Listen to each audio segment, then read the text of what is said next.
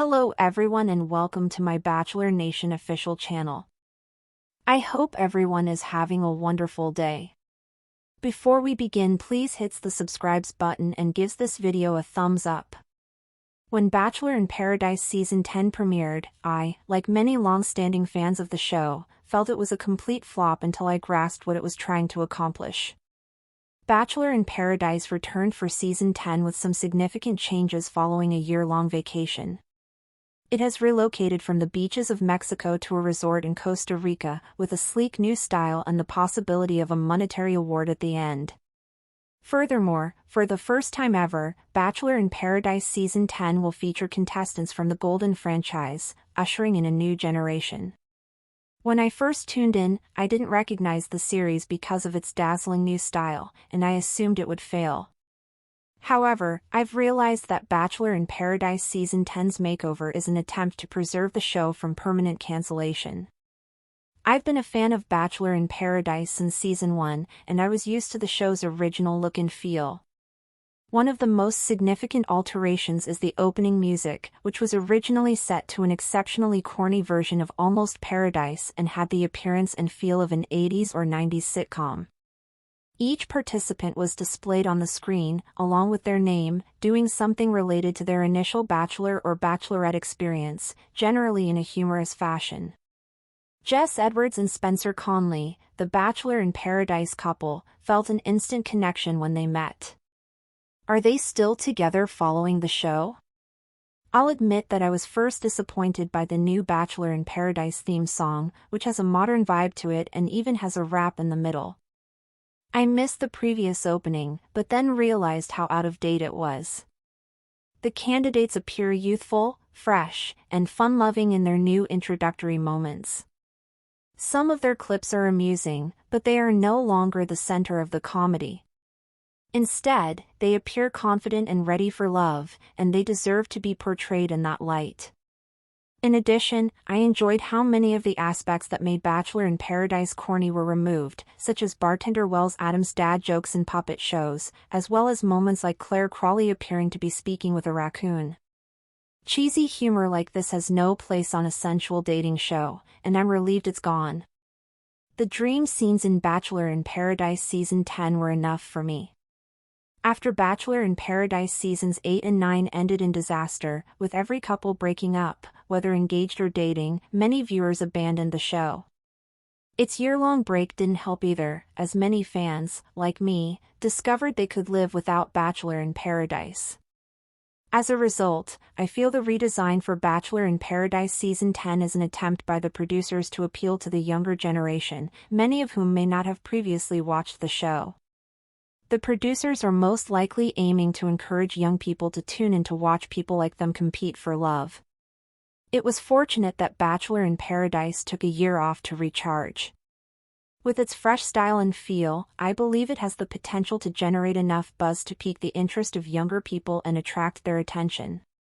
The series debuted in 2014, so a new generation of viewers may join the show. However, a facelift was required to attract younger viewers. It's odd that Bachelor in Paradise is aiming for a younger audience in the same year it introduced the Golden candidates. However, I believe it makes sense because the show cannot rely on senior citizens as its audience. It must find a method to get younger fans to tune in, and combining a hot new look with this never-before-seen format could be the right match for the show. Following the Season 10 debut of Bachelor in Paradise, several fans likened it to Love Island, claiming that it copied its style. This struck me as odd given the Bachelor franchise paved the door for reality dating shows, including Love Island.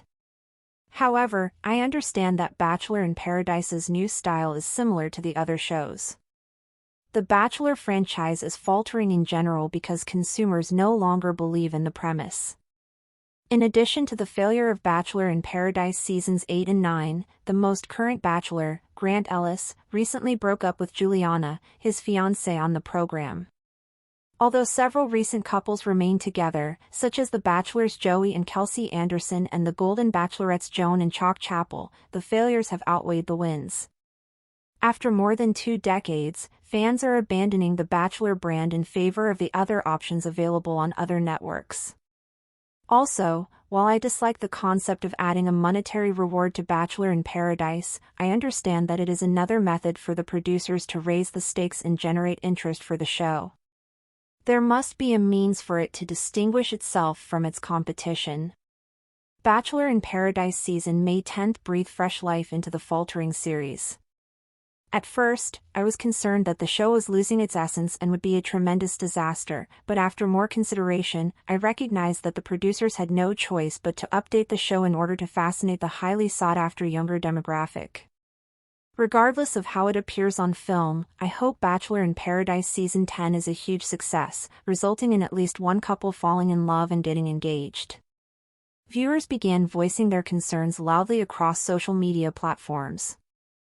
Reddit threads exploded with comparisons to earlier seasons, Instagram comments demanded less producer drama, more real romance, and YouTube reviewers picked apart editing inconsistencies with forensic precision.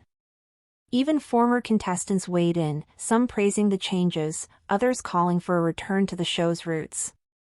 In response to the criticism, showrunners hinted that the second half of the season would be more grounded and focus on connection over competition. Whether this would be enough to reclaim viewer trust remained to be seen. Some diehard fans clung to hope, while others began to wonder if this season marked the beginning of the end. As Bachelor in Paradise Season 10 moved into its latter half, its legacy hung in the balance. Could the show rediscover its heart beneath the layers of high-gloss editing and game show theatrics? Or would it drift further into manufactured drama, becoming just another reality TV brand clinging to relevance? Only time, and a few more rose ceremonies, would tell. Grant returned to podcast interviews, subtly shifting the narrative to focus on his personal journey and lessons in emotional maturity. He never took accountability for leading Lisha on. He never addressed why he proposed to someone he barely seemed to understand. In my view, that makes him one of the weakest bachelors in franchise history. Interestingly, some former contestants spoke out in the days following Carolina's video. Amandine from France, who had a brief stint on the show, commented, "We all lived through it. Emotions ran high, and we all made mistakes. But going public like this helps no one." Another contestant, Desiree, who had formed friendships with both women, said, "There's truth in every side. But watching them go at it on social media is just sad. We were all part of something unique. It doesn't need to turn toxic." Fans began drawing comparisons to past Bachelor controversies, including Season 23's feud between contestants Mariah and Leslie. Thanks for watching. If you likes this video, do not forget to subscribe to my channel and do not miss any update.